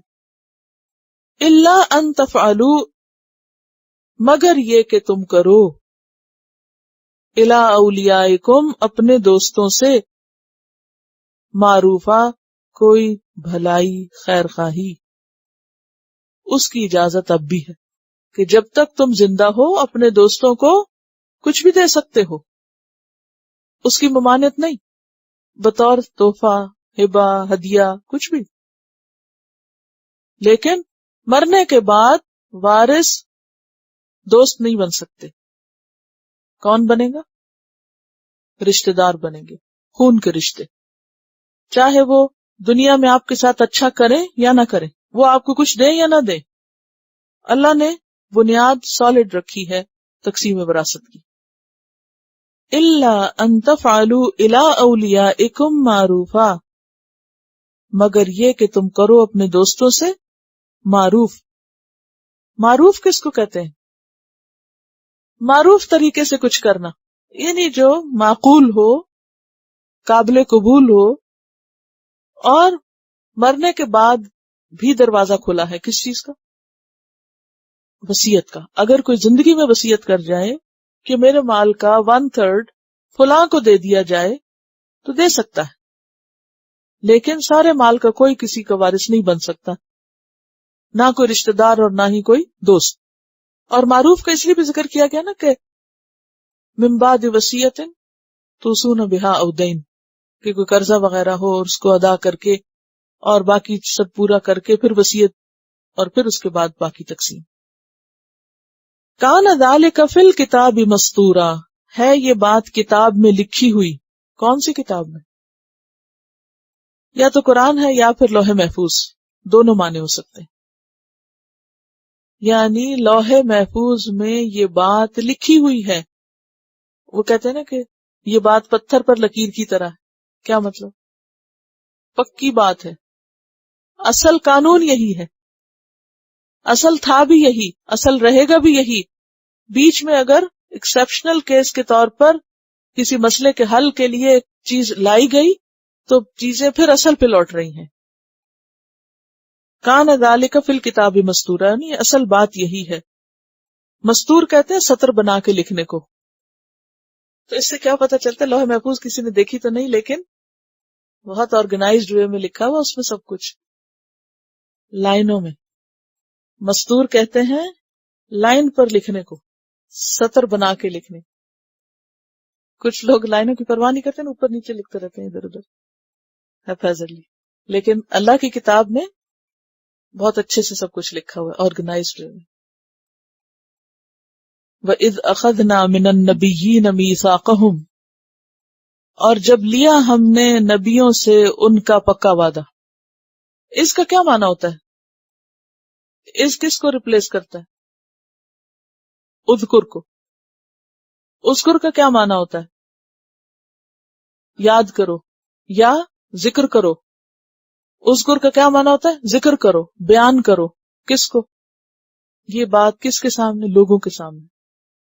آپ دیکھیں کہ از 2 حرف ہیں اور اس کے پیچھے کتنا بڑا حکم ہے. یعنی یہ بات جو اب آ رہی ہے اس کو بیان کرو لوگوں کے سامنے. اردو میں لائیے کوئی چھوٹا سا لفظ اس کے جواب میں کہ جو 2 حرف لکھ کے اتنی بڑی بات کہی جا سکے. وَإِذْ أَخَذْنَا، اور یاد کرو وہ موقع اور اس کا ذکر کرو لوگوں کے سامنے جب لیا تھا ہم نے من النبیین، نبیوں سے، میثاقہم، ان کا پکا عہد، پکا وعدہ. کون سا عہد ہوتا ہے میثاق؟ ہے جس پہ قسم کھائی جائے. جی ہاں. ومن کا، اور آپ سے بھی لیا تھا. ومن نوح، اور نوح علیہ السلام سے بھی. وابراہیم، اور ابراہیم سے بھی علیہ السلام. وموسیٰ، اور موسیٰ علیہ السلام سے بھی. وعیسیٰ، اور عیسیٰ علیہم السلام سے. پہلے عام سب نبیوں کا ذکر کیا گیا، پھر اس کے بعد 5 اولو العزم پیغمبروں کا ذکر کیا گیا، اور ان میں سب سے پہلے آپ کا ذکر کیا گیا. اگرچہ آپ ترتیب میں سب سے بعد میں ہیں، عیسیٰ ابن مریم کے بعد آئے ہیں، لیکن یہاں آپ کا ذکر پہلے نمبر پر. کیوں؟ یہ بھی تو ہو سکتا تھا نا پہلے نوح علیہ السلام کا آتا اور پھر وہ زمانی ترتیب کے اعتبار سے، لیکن یہاں مقام کی ترتیب دی گئی. یہ اولو العزم من الرسل تھے. وَأَخَذْنَا مِنْهُمْ مِيثَاقًا غَلِيظًا، اور لیا ہم نے ان سے وعدہ بہت پکا. غلیظ کا لفظ پیچھے ہم پڑھ چکے ہیں، غلظہ کے معنی. کون سا وعدہ لیا گیا تھا؟ کسی کو کچھ یاد؟ وعدہ الس نہیں ہے اس سے مراد، انبیاء سے کچھ اور وعدہ لیا گیا ہے. یعنی ہر پیغمبر نے اپنے آنے والے پیغمبر کے لیے ایک بشارت چھوڑی اور ایک اپنے فالوورز کو کہا کہ جب کوئی اور پیغمبر آئے تو تم کیا کرنا؟ اس کی مدد کرنا. وَإِذْ أَخَذْنَا مِنَ النَّبِيِّينَ مِيثَاقَهُمْ، تو یہ ہے وہ پکا وعدہ جو اللہ نے نبیوں سے لیا کہ تم کیا کرو گے؟ خود بھی اللہ کی عبادت کرو گے اور لوگوں کو بھی اللہ کی طرف بلاؤ گے، اللہ کی طرف. یا قوم اعبدوا اللہ، یا قوم اعبدوا اللہ. وَأَخَذْنَا مِنْهُمْ مِيثَاقًا غَلِيظًا، اور ہم نے ان سے پکا وعدہ لیا تھا. کس چیز کا؟ کہ خود بھی اللہ والے بنو گے اور دوسروں کو بھی پیغام پہنچاؤ گے. اور اس کی مزید تائید کہاں سے ہوتی ہے؟ اگلی آیت سے، لِيَسْأَلَ الصَّادِقِينَ عَنْ صِدْقِهِمْ، تاکہ وہ پوچھے سچوں سے ان کی سچائی کے بارے میں کہ وہ اپنے عہد میں کتنے سچے نکلے. کیونکہ اس بات کی پوچھ ہونی ہے کل قیامت کے دن. کس کی پوچھ ہونی؟ پیغمبروں کی ہوگی یا نہیں؟ کہاں پڑا تھا؟ جی ہاں، یہ مضمون بارہا گزر چکا ہے.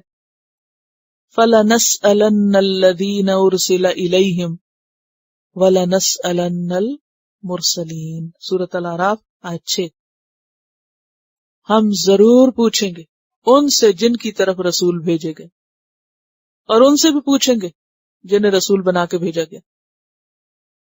لِيَسْأَلَ الصَّادِقِينَ، اور صادقین سے مراد یہاں کون ہے؟ صادق کی جمع رسول ہیں، اور پھر رسولوں کے بعد جو بھی اللہ کی طرف بلائیں. عن صدقہم، ان کے سچ کے بارے میں، یعنی اس وعدے کے بارے میں جو انہوں نے کیا. اور آپ دیکھیے اگر سچوں سے سوال ہونا تو جھوٹوں کا کیا بنے گا؟ سچوں سے بھی پوچھا جائے گا کہ انہوں نے کام کیا کیا اور کتنا کیا. دیکھیے ہم سب دعوے کرتے رہتے ہیں نا، ہم بڑے دین کی خدمت کریں گے اور معلوم نہیں کیا کیا. کون اپنے دعوے میں کتنا سچا ہے، اپنے وعدے میں کتنا پکا ہے، یہ پوچھ ہونے والی. لِيَسْأَلَ الصَّادِقِينَ عَنْ صِدْقِهِمْ وَأَعَدَّ لِلْكَافِرِينَ عَذَابًا أَلِيمًا، اور اس نے تیار کر رکھا ہے کافروں کے لیے دردناک عذاب، یعنی جو اس وعدے سے پھر جائیں. یہاں پر آپ دیکھیے کہ بلاغت کے اعتبار سے پہلے صیغہ استعمال ہوا اخذنا، ٹھیک ہے، 2 دفعہ اخذنا اخذنا. آگے یہ ہو سکتا تھا نا پوچھا جاتا ہے پھر ہم پوچھیں گے، لیکن کہا لیا سأل السادی، پھر وہ پوچھے. اس کو کہتے ہیں التفات، صیغہ تبدیل کر دینا. مثلا اگر میں کے صیغے میں بات ہو رہی ہے، میں نے یہ کیا، میں نے کیا، اور کہتے کہتے کہا جائے پھر اس نے یہ کیا، تو اس سے کیا ہوتا ہے؟ سننے والا چونک جاتا ہے، یہ نہیں. اچھا ابھی تو آپ اپنی بات کریں، ابھی کس کی کہی؟ اپنی کہی ہے کسی اور کی؟ ہاں اپنی ہی کہی ہے، لیکن صیغہ بدل دیا. کبھی کبھی آپ ایسے بات کرتے کرتے اپنا نام لے کے پھر بات کرتے ہیں نا پیچھے، اس کو التفات کہتے ہیں. یعنی بات کا انداز یا سٹائل بدل گیا. اور التفات قرآن میں کس لیے آتا ہے؟ بات کی شدت کو ظاہر کرنے کے لیے. یہاں چونکہ حساب کتاب کی بات ہے نا، قیامت کے دن کے سوال کی بات ہے، تو اس لیے صیغہ تبدیل کر دیا گیا. پہلے فرمایا ہم نے پکا وعدہ لیا، اور ہم نے بہت پکا وعدہ لیا. پہلے میثاقہم کہا، پھر میثاقا غلیظا کہا، اور پھر اس وعدے کی پوچھ کی بات ہے. اور جب پوچھ کی بات ہے تو یس اللہ صیغہ بدل دیا، وہ پوچھے گا، تاکہ کوئی اس بھول میں نہ رہے کہ چاہے وعدہ پورا کریں یا نہ کریں کوئی فرق نہیں پڑتا، وعدے کی پوچھ ہوگی. اگرچہ وعدہ تو پیغمبروں سے لیا گیا تھا، لیکن پیغمبروں کے بعد وہ لوگ جو پیغمبروں کی امت ہے، اور خاص طور پر امت مسلمہ، وَكَذَلِكَ جَعَلْنَاكُمْ أُمَّةً وَسَطًا لِتَكُونُوا شُهَدَاءَ عَلَى النَّاسِ. کون اپنے لا الہ الا اللہ میں کتنا سچا ہے، کیا کر رہا ہے، سچا ہے یا نہیں؟ تو جو سچے ہیں ان سے بھی پوچھا جائے گا، چاہے وہ سچے ہیں، چاہے انہوں نے وہ سب کیا. بہت ڈرانے والی آیت ہے. آپ لوگوں کو تو کوئی اثر لگ ہی نہیں رہا چہروں پہ. مجھے میں بار بار کیوں ریپیٹ کیے چلے جا رہی ہوں کہ مجھے ایسا لگ رہا ہے میں سمجھایا ہی نہیں آپ کو. یہی سمجھنے کی بات ہے کہ پیغمبروں سے اگر پوچھ ہونی ہے، وہ ایک حدیث میں آتا ہے نا کہ حضرت عیسیٰ علیہ السلام سے جب اللہ تعالیٰ سوال کریں گے تو ان کے ایک ایک بال سے خون نکلنے لگے گا، یعنی رونگٹے کھڑے ہوتے ہیں نا تو وہ شدت خوف سے خون رسنے لگے گا. أَأَنْتَ قُلْتَ لِلنَّاسِ اتَّخِذُونِي وَأُمِّيَ إِلَٰهَيْنِ مِن دُونِ اللَّهِ أَأَنْتَ قُلْتَ لِلنَّاسِ، کیا تم نے کہا تھا لوگوں سے کہ مجھے اور میری ماں کو الہ بنا لو؟ تو کہیں گے سبحانک. تو بات یہ کہ قیامت کے دن کا جو حساب ہے وہ معمولی چیز نہیں. اگر پیغمبروں کا حساب ہونا ہے، اگر سچے لوگوں کا حساب ہونا ہے، تو جھوٹے اور فریبی اور فراڈی لوگوں کا کیا بنے گا؟ اصل بات یہ کہ ان کو آخرت کی فکر کوئی نہیں ہے. ہم سمجھتے ہیں دنیا ہے تو بس یہی ہے، یہی کی خوشیاں، یہی کے غم، یہاں کی موجیں، یہی کی کامیابی اور یہی کی دھونس دھاندلی اور یہی دوسروں پہ اپنی بڑائی جتانا اور بڑے بن کے دکھانا اور روب جمانا اور لوگوں کو کچھ نہ سمجھنا. یہ کب تک چلے گا؟ اور جس کو تھوڑا سا بھی کچھ اختیار اقتدار مل جاتا ہے نا، وہ اتنا ہی زیادہ اپنے آپ کو خدا سمجھ لیتا ہے کہ شاید دوسرے کا کھانا، رزق، زندگی موت شاید میرے ہاتھ میں آ گئی اب، اور اپنی اوقات بھول جاتا ہے انسان. تو اسی لیے آپ دیکھیں شروع میں کیا کہا گیا نبی صلی اللہ علیہ وسلم سے؟ آپ اللہ سے ڈریے، بس لوگوں سے ڈرنے کی ضرورت نہیں. اللہ کی بات مانیے، کسی اور کی بات کی ضرورت نہیں، یعنی دین کے معاملے میں. اور اللہ پہ بھروسہ کریے، کسی اور پہ بھروسہ کرنے کی ضرورت نہیں، اللہ ہی کافی ہے. اور اپنا کام کیے جائیے، کیونکہ قیامت کے دن اس کام کی پوچھ ہوگی. کیونکہ اگر پیغمبر ڈر کے مارے کچھ بتائے نا لوگوں کو، تو لوگوں کی آخرت کا کیا بنے گا؟ یعنی اس بتانے میں مشکل تو بہت ہے. آج بھی جو بتائے گا اس کو بھی مشکلات دیکھنی ہوگی. تو پھر اگر ہر شخص یہ کہے کہ میں کیوں بتاؤں، میں کیوں پھنسوں، تو سارے لوگ اگر پھنسے تو وہ زیادہ نقصان کی بات ہے، یا بتانے والے پہ اگر 4 باتیں کسی نے کر دی تو یہ کوئی بڑے نقصان کی بات ہے. یعنی بعض اوقات بے وجہ میں ہی لوگوں کو ستایا جاتا ہے نا، صرف اتنا کہنے پہ کہ وہ ایمان لائے. تو بہرحال آخرت کا معاملہ آسان نہیں ہے. اگر ہم سب آسان سمجھتے رہیں اور بھول میں رہیں اور اپنے آپ کو خوش فہمیوں میں مبتلا کیے رہیں اور دوسروں کو بھی خوش کرتے رہیں اور خوش فہمی میں رکھیں، کچھ نہیں ہوتا، بس سب ٹھیک ہو جائے گا. اللہ بڑا غفور رحیم ہے. اور کل اگر ہوش آئی سامنے، جیسے محمد بن منقدر کہتے تھے، آیت کو پڑھ پڑھ کے روتے تھے، وَبَدَا لَهُم مِّنَ اللَّهِ مَا لَمْ يَكُونُوا يَحْتَسِبُونَ، کہ وہ اللہ کی طرف سے وہ باتیں سامنے آ گئیں کہ جو ان کو پتہ بھی نہیں تھا کہ یہ بھی ہو جائے گا. دنیا میں نہیں ہوتا، اچانک ایسی چیزیں سامنے آ جاتی جن کا گمان بھی نہیں ہوتا. تو اس وقت پریشانی کا کیا عالم ہوتا ہے جب ان ایکسپیکٹڈ حادثے ہم راہوں پہ دیکھتے ہیں. تو آخرت میں جو کچھ پیش آنے والا ہے وہ کوئی کھیل نہیں ہے. لِيَسْأَلَ الصَّادِقِينَ عَنْ صِدْقِهِمْ، سچ بولنے والوں کے سچ کی بھی پوچھ ہوگی. تلاوت سن لیجیے. سبحانک اللہم و بحمدک، نشہد ان لا الہ الا انت، نستغفرک و نتوب الیک. السلام علیکم و رحمۃ اللہ وبرکاتہ. Quran vocabulary 100%. The best application to understand Quran. Study with flashcards. Word list. Learn 25% of Quran vocabulary in 7 days. Multiple MCQs to practice and test vocabulary. Single choice. Multiple choice. True, false. Bookmark difficult words. Study wrongly answer words. Test your skills. 12 essential grammar lessons at Learn Quranic Grammar. You can select number of word to study from bookmarks. Select number of times wrongly answered words for study. Test your skills with multiple choice flashcard, true, false, matching words and single choice MCQs. Grammar lessons are available in PDF format. native Quranic and Urdu fonts. Available at Google Play and Apple App Stores. Download it today to contribute in the Islamic Apps Development Project. Quran vocabulary 100% in Urdu. Visit smartappsweb.com.